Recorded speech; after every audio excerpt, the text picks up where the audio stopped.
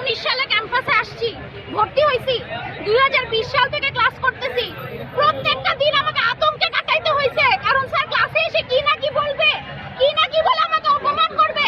আমি কোথায় গেলাম, কি জামা পরলাম, কি কথা বললাম, বাসা কোথায় নিলাম, কয়টার সময় গাড়িতে উঠে ঢাকা গেলাম, এইগুলা নিয়ে তার সমস্যা। কেন? শুধুমাত্র তার ইনফ্লুয়েন্সের জন্য ডিপার্টমেন্টে কেউ মিশবে না। কেন মিশবে না? আতঙ্ক, ভয়। মিশলে না জানি স্যার কি বলে ফেলবে। আমাকে পুরো ডিপার্টমেন্টের সামনে বলা হয়েছে ফ্যানের সাথে ঝুলাই পিটাবে। কেন? কারণ আমি 2 দিন ডিপার্টমেন্টে আসি নাই। আমি স্যারের কাছে জানতে চাইছিলাম স্যার আমার দোষ কি। ইভেন আমি আমার গার্জিয়ান নিয়ে আসছি, এই ঘটনা বলে সে ক্লাসরুম থেকে বের হয়েছে। আমি আমার গার্জিয়ান নিয়ে গেছি, সে অস্বীকার করছে, সে বলে নাই। সবাই সাক্ষী, ডিপার্টমেন্ট সাক্ষী, ডিপার্টমেন্ট সাক্ষী। সে বলছে আমার মার সামনে এসে ভালো সাজে, তার কনসেন্ট বদলাই গেছে না, সে বলে নাই। গেল কোন মে লিপস্টিক দিয়ে আসছে ক্লাসরুমে, কোন মে জিন্সের প্যান্ট পরে আসছে। This is his problem. Why? বিশ্ববিদ্যালয় একটা মুক্ত চিন্তার জায়গা। আমরা করতে পারি, আমরা আমাদের নিজেদের সংস্কৃতি চর্চা করতে পারি। আমি চাইলে জিন্স পরবো, আমি চাইলে বোরকা পরবো, লাভ নাই কোনো। আমি পর্দা করি, আমি একজন পর্দার ভিতরে চলে গেছি। এককালে আমি কি ছিলাম না ছিলাম, কই লাভ কি হইছে? লাভ হয় নাই। এই ডিপার্টমেন্টে পরিবর্তন আসে নাই।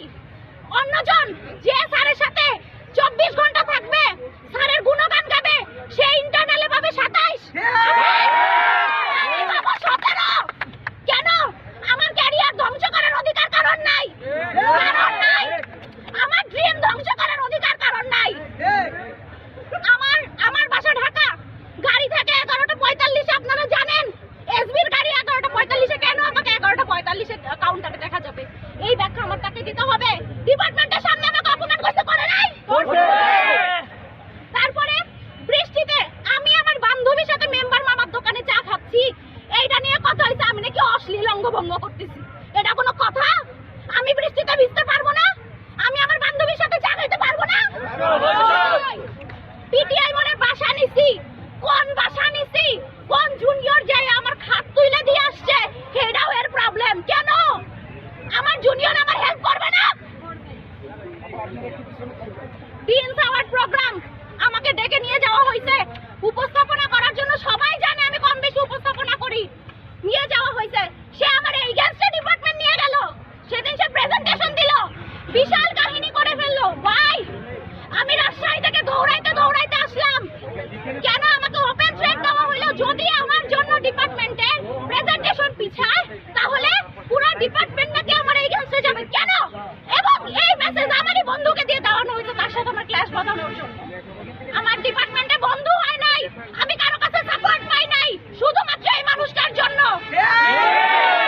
সে একজন শিক্ষক হয়ে তাকে এত সম্মান করার পরে সে ওপেনলি মেয়েদেরকে গালি দেয়। দেয় কিনা মেয়েরা বলে? এবং যে গালি দেয় তা আমরা সম্মুখে উচ্চারণ করতে পারবো না, আমরা পারবো না।